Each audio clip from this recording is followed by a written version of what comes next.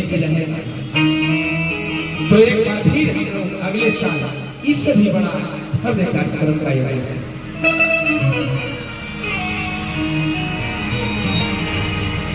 रोहित बाबू धन्यवाद के पात्र हैं डेंजर क्लब, जिन्होंने हमें मंच दिया, जिनके सहयोग से यह मंच उपलब्ध हुआ है, जिनके मंच पे आनंद संगीत महाविद्यालय का यह कार्यक्रम हो रहा है।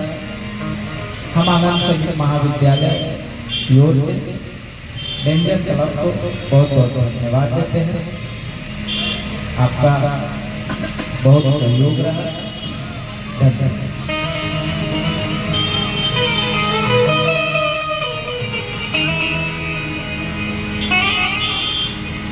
आदित्य भैया बहुत सुंदर गीत गा।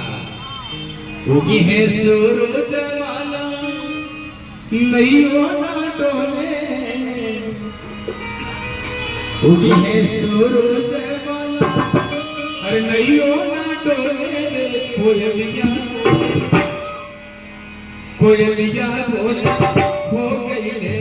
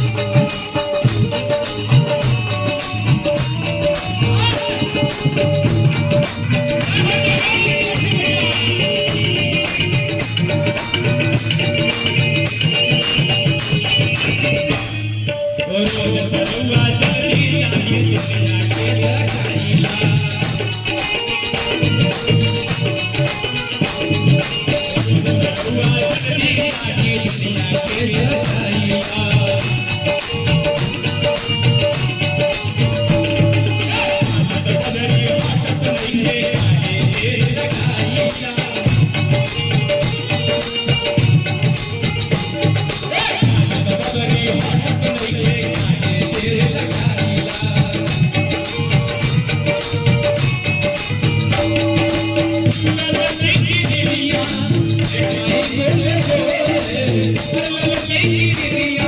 Thank you.